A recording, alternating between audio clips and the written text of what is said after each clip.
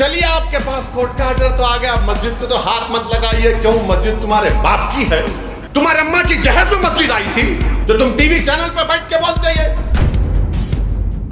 अब ये आजकल के ये जो लोग हैं, क्या पंडित मालविया से बड़े हिंदू हैं वो लोग?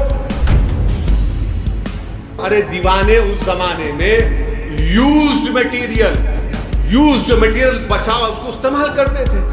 उससे क्या साबित कर रहे हैं आप? क्या ये भारत में ऐसा होगा? कितना निशाना बनाएंगे हमको आप लोग? अरे कौन है दीवाना जो टीवी के चैनल पर बैठकर बोलता है चलिए आपके पास कोर्ट का ऑर्डर तो आ गया, मस्जिद को तो हाथ मत लगाइए। क्यों? मस्जिद तुम्हारे बाप की है। मस्जिद तुम्हारे बाप की है।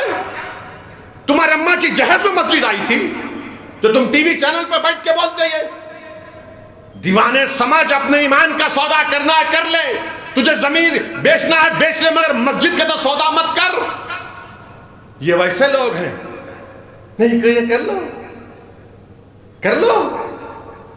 मेरे भाई, मथुरा की जो ईदगाह है 1960s में मुसलमान और हिंदू भाइयों ने बैठकर तस्वीया कर लिया, एग्रीमेंट किया। मुसलमानों ने 8 एकड़ जमीन दी और उस एग्रीमेंट पर सुन्नी वक्फ बोर्ड की इजाजत से कोर्ट में एग्रीमेंट दाखिल हो। हिंदू भाइयों की तरफ से एग्रीमेंट में कौन साइन किया? पंडित मालविया ने साइन किया। अब ये आजकल के ये जो लोग हैं, क्या पंडित मालविया से बड़े हिंदू हैं वो लोग? जो बात मुसलमान और हिंदुओं ने बैठकर तय कर ली, खत्म कर लिया मसले को, आज 2023 में अब उसको शुरू कर दिए। और बार बार आपको बोलते तो देखो काशी में उसका देखो कैसा है फोटो। अरे दीवाने उस जमाने में यूज्ड मटेरियल बचा उसको इस्तेमाल करते थे। उससे क्या साबित कर रहे हैं आप? क्या साबित करना चाह रहे हैं आप? मैंने जब कहा था हैदराबाद में अपनी मस्जिदों को बचाओ, उसको आबाद रखो, तो ये मजलिस के मुखालिफिन शुरू हो गए। ओवैसी देखो जज्बाती बात कर रहा है। अरे तुम्हारे सामने नजर नहीं आया? दिल्ली के 600 साल पुरानी मस्जिद को तोड़ दिया गया। कब्रस्तान जो बाजू था उसको तोड़ दिया गया। ऐसा तोड़े कब्रस्तान को कि वहां के लोग बता रहे कि खबरों का कफन निकल कर बाहर आ गया हड्डियों के साथ।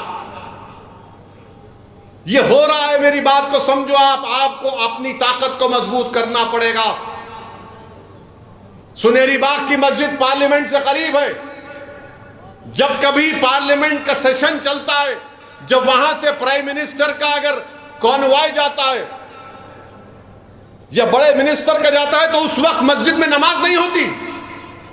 क्या दूसरी इबादत गाहों के सामने से जब प्राइम मिनिस्टर का कॉन्वॉय जाता है तो वहां पर इबादत गाहों में इबादत नहीं होती? ये बताना चाह रहा हूं आपको मेरे भाई। क्या ये भारत में ऐसा होगा? कितना निशाना बनाएंगे हमको आप लोग? 500 साल पहले ऐसा हुआ। अरे दीवाने पुष्पमित्रा संगा को क्या बोलेंगे? कश्मीर के राजा हर्ष को क्या बोलेंगे? उनसे भी तो इंसाफ करो। पुष्पमित्रा संगा की बात करो, राजा हर्ष की बात करो। नहीं, असदुद्दीन ओवैसी तुम बोलो मुगलों के बारे में, मैं बोलूं मुगलों के बारे में। बिरयानी गपागप खाते वो क्या है?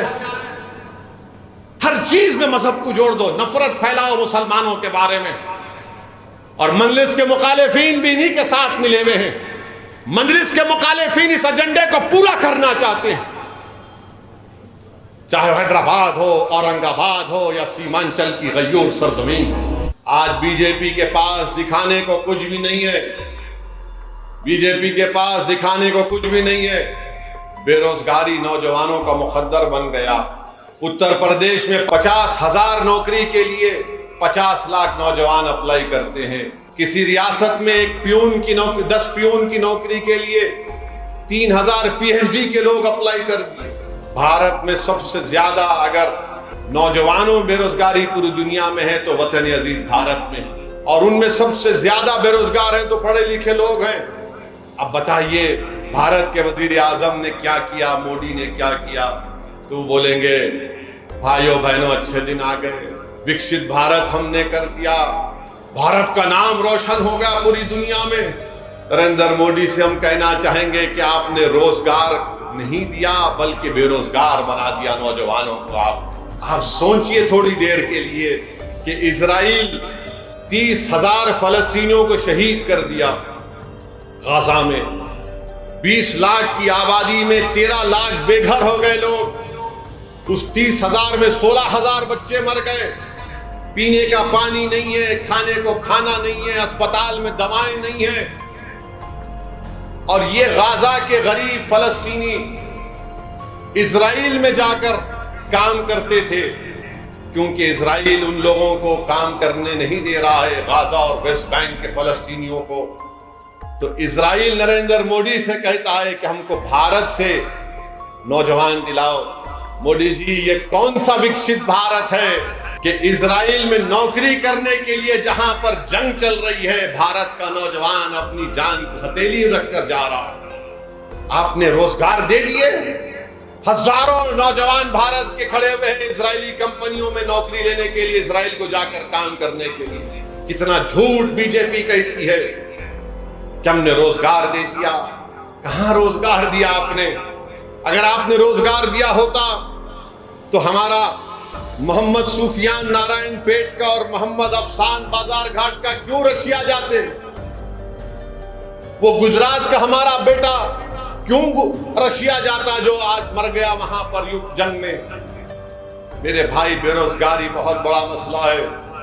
मैं भारत के नौजवानों से अपील कर रहा हूं कि सोचो, सोच समझ कर वोट डालो। याद रखो, अगर तुम बहकावों में आ जाओगे, जज्बात में आ जाओगे, तो 5 साल तुमको नौकरी नहीं मिली और 5 साल तुमको तकलीफ ना उठाना पड़े। हाँ, असदुद्दीन ओवैसी का नाम लेकर तुम्हारे दिल को तो खुश कर दिया जा सकता है, मगर तुम्हारे पेट को खुश नहीं किया जा सकता। ओवैसी की नफरत पैदा करके तुमको खुश तो किया जा सकता है, मगर तुम्हारे घर में चिराग नहीं जलेगा। मुसलमानों को बदनाम करके तुमको कुछ झूठा पैगाम तो दिया जा सकता है, मगर तुम्हारे माँ बाप के ख्वाबों को पूरा नहीं किया जा सकता।